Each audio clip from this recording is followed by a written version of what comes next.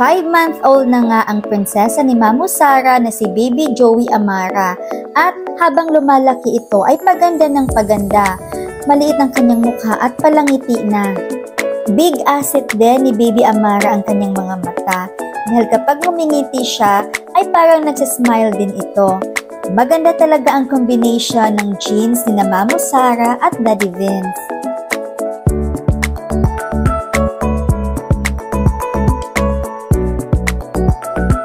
At sa ibinahaging video ni Mamo Sara ay makikita natin sa isang restaurant nila i-celebrate ang 5th month birthday ni Baby Amara.